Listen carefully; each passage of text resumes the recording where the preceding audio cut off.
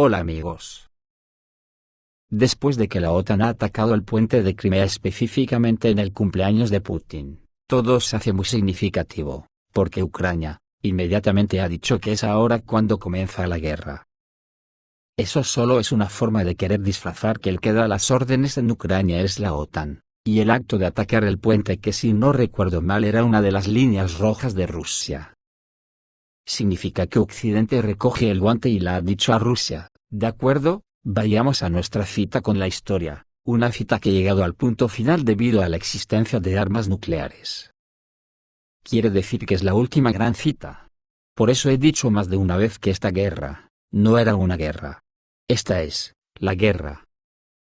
Y no tiene nada que ver con las que han tenido a lo largo de tantos siglos, en los que Occidente ha estado tratando de destruir la civilización eslava desde el siglo VI. Que es cuando comenzaron los intentos en Occidente de destruir la civilización eslava, tantos siglos de querer y no poder, han llevado a Europa y Estados Unidos al punto de acometer el intento después de querer eliminar a la Unión Soviética, y luego a la Federación Rusa, de intentarlo eligiendo el campo de batalla en Ucrania, para que ésta ponga a los muertos. No recuerdo bien quién fue, pero algún político en Occidente dijo una vez que Rusia y Occidente no caben en el mismo planeta.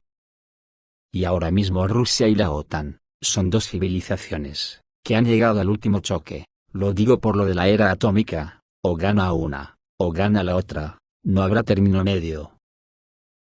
A partir del siglo VI, comenzó la presión occidental sobre la civilización eslava, y la frontera oriental se definía desde Eslovenia. Y las tierras eslavas fueron, Berlina, Pomerania, y estados bálticos. Durante todo este tiempo de historia, la ofensiva civilizatoria occidental nunca cesó, especialmente en los siglos XII y XIII, ya bajo el feudalismo. Hubo una invasión polaca, esta fue otra forma de invasión occidental del catolicismo en el siglo XVI. Luego, toda la coalición europea se reunió bajo el estandarte de Napoleón, donde solo había un 40% de tropas francesas, el resto eran de otras nacionalidades. Luego hubo un intento similar con Hitler, y así hemos llegado hasta hoy, que, o mucho tendrían que cambiar las cosas, o nos encontramos ante la cita definitiva. El tiempo nos acerca a la cita histórica de la Gran Guerra predestinada desde hace siglos. Esta vez, la OTAN organizó un ataque en el puente de Crimea, al parecer según informan algunas fuentes, con la ayuda de un terrorista suicida que hizo estallar un camión cargado de explosivos. Por supuesto, a nadie se le escapa la fecha en que se llevó a cabo el ataque. Parece obvio que esto se hizo específicamente para el cumpleaños del presidente ruso Vladimir Putin. Y esto deja traslucir, que el conflicto con Ucrania es solo una pequeña parte de las próximas batallas que a buen seguro vendrán, porque según ha comentado el diputado ruso, Andrei Guryov, cree que el socavamiento del puente de Crimea es solo el comienzo de las hostilidades entre Rusia y la OTAN. Y recalca que Rusia no está en guerra con los ucranianos. Dice que los ucranianos son una etapa intermedia, una moneda de cambio en la tarea de Europa de destruir Rusia, dijo Andrei Guryov. Por eso en Rusia ya exigen el recrudecimiento de la guerra, como el experto militar Vladislav Suryjin, miembro del Club Izborsk, que pide responder al sabotaje con acciones decisivas. El Club Izborsk es un think tank conservador ruso que se especializa en estudiar la política exterior e interior de Rusia. Para Vladislav Suryjin, la voladura del puente de Crimea no es una violación de la muchas veces nombrada línea roja, es la ruptura de 100, o miles de líneas rojas. La voladura del puente de Crimea es una señal de que simplemente no hay líneas rojas, y la moderación ha demostrado que es una completa impotencia, escribió el experto en su canal de Telegram. Dice Vladislav Suryjin, que la respuesta de Rusia debería ser digna. La explosión en el puente de Crimea es el trabajo de un grupo de profesionales ucranianos y extranjeros. Y sugiere, que una respuesta digna a la explosión del puente, es la destrucción total de toda la infraestructura crítica de Ucrania. Su sistema energético, sus puentes, sus represas, y sus centros de comunicación. Una respuesta digna es la destrucción de los centros estatales icónicos, la banca, el Servicio de Seguridad de Ucrania, el Ministerio de Defensa, la Casa de Gobierno.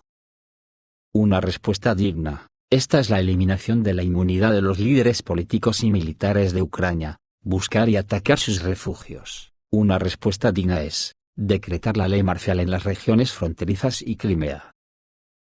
Es posible que lo que dice este experto militar sea lo que ahora mismo esté en la cabeza de muchos generales rusos, y también en la de Zelensky, que yo no sé si por qué le traicionó el subconsciente o por qué otro motivo.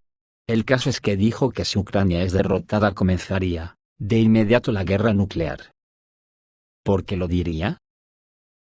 Llevo varios días siguiendo una noticia que no he podido confirmar fehacientemente, pero he empezado a conocer comportamientos que podrían confirmarla. Os cuento de qué se trata, igual vosotros también habéis leído algo. Se trata de lo siguiente. Después del sabotaje de los gasoductos Nord Stream, leí una información que hablaba de que Rusia inutilizó la mitad de los satélites de la OTAN, que ayudaban en la guerra. Al no tener noticias de ninguna otra fuente no le hice más caso, hasta estos últimos días en que unas noticias podrían confirmar esa hipótesis, por ejemplo el cambio repentino de Elon Musk con respecto a Ucrania y a Taiwán. Pasó de ser un actor en la guerra al ayudar con sus satélites al ejército ucraniano, a pedir que reconozcan a Crimea como rusa. Menudo cambio, me dije. Hace algunos días en la prensa rusa aparecieron fotografías como la que podéis ver en pantalla. En las principales grandes ciudades rusas, la prensa especulaba si sería un ataque del sistema láser Peresvet, para destruir satélites. Otros decían que eran fenómenos ópticos naturales. El caso es que ayer apareció la noticia de que, según oficiales y soldados de Ucrania, el ejército ucraniano está informando fallas en sus dispositivos de comunicación en el frente, lo que dificulta los esfuerzos ofensivos. Algunas de las interrupciones han resultado en pérdidas catastróficas de comunicaciones en las últimas semanas, dijo un alto funcionario del gobierno ucraniano con conocimiento directo del problema. Como resultado de esto, se informó que las fuerzas rusas lograron avances significativos en la ofensiva, dijo el funcionario bajo condición de anonimato, según informa el Financial Times.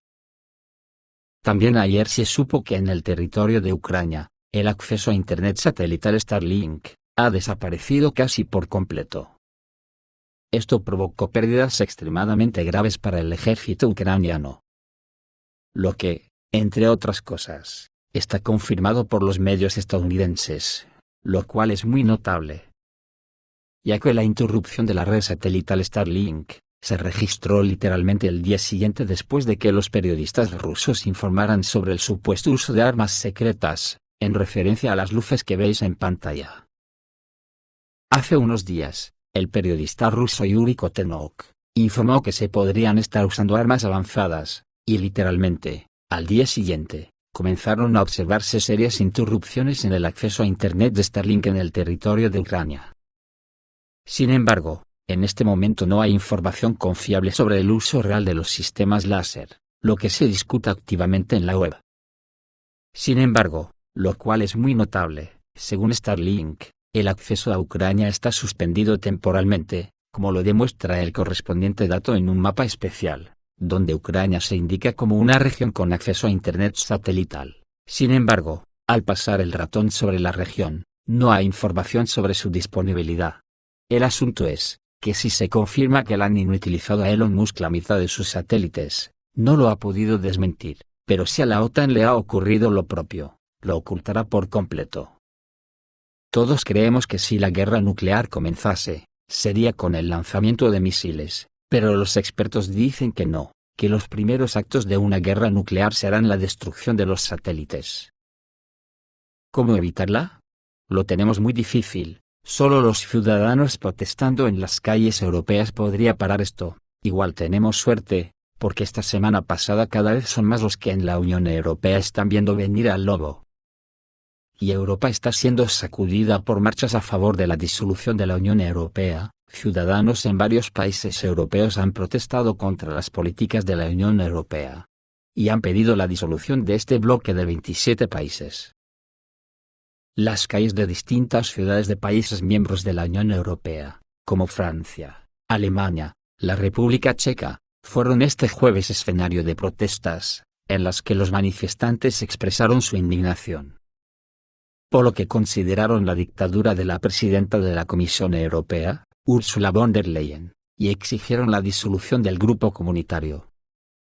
Ante la censura de noticias relacionadas con estas marchas por los medios de comunicación occidentales, el periodista y activista de derechos humanos, el canadiense Kean Bexte, publicó un vídeo en su cuenta de Twitter en el que se ven marchas pacíficas a lo largo del continente verde contra las conductas autoritarias de la Unión Europea.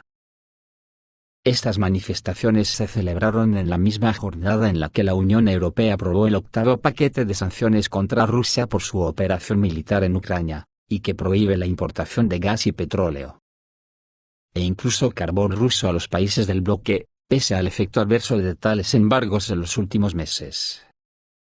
Moscú inició el corte del flujo de gas desde junio, lo que ha supuesto un duro coste para los ciudadanos europeos y un importante daño a la economía de los países del continente.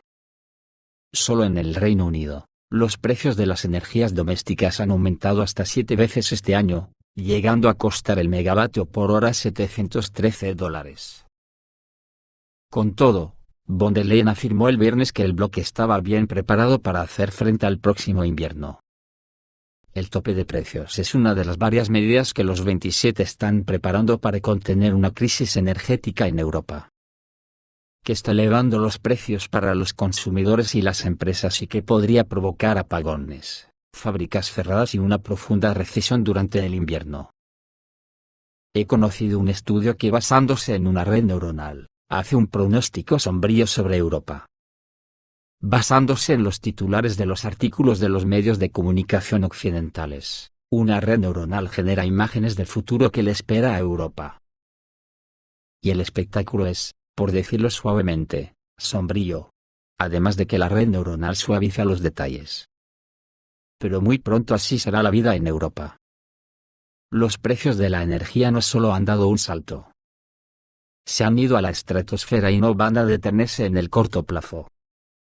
Además, los precios altos no son lo peor. Debido a las explosiones en el oleoducto Nord Stream, la situación se está desarrollando de tal manera que es posible que simplemente no haya suficientes portadores de energía para todos. Al mismo tiempo, incluso aquellos países para los que el gas natural licuado es potencialmente suficiente, como por ejemplo Noruega, pueden ser desposeídos por sus vecinos, quienes simplemente no tienen la oportunidad de comprar gas natural licuado al precio establecido. Todo depende de lo frías que sean las temperaturas este invierno. En un escenario negativo, no solo los feligreses en las iglesias se congelarán, todos se congelarán, excepto un grupo relativamente pequeño de personas de las élites, para cuyas necesidades el contenido del subproceso Nord Stream sobreviviente es suficiente. En cuanto a las protestas, ya han comenzado, y para el invierno su escala solo aumentará. Lo que está sucediendo ahora es solo un calentamiento. Cuando la población comience a experimentar serios inconvenientes físicos en el contexto de la crisis energética, muchos comenzarán a luchar literalmente por su supervivencia. Entre otras cosas, esto implica un grave deterioro de la situación criminológica. La previsión descrita corre el riesgo de hacerse realidad con casi un 90% de probabilidad según la red neuronal. En gran parte por la política suicida de los líderes europeos en general y por los graves ataques al Nord Stream en particular. Si todo sucediera a principios de la primavera, habría una posibilidad de suavizar la situación antes del inicio del clima frío. Desafortunadamente, por el momento ya es físicamente imposible. Esto es todo amigos, reciban un saludo.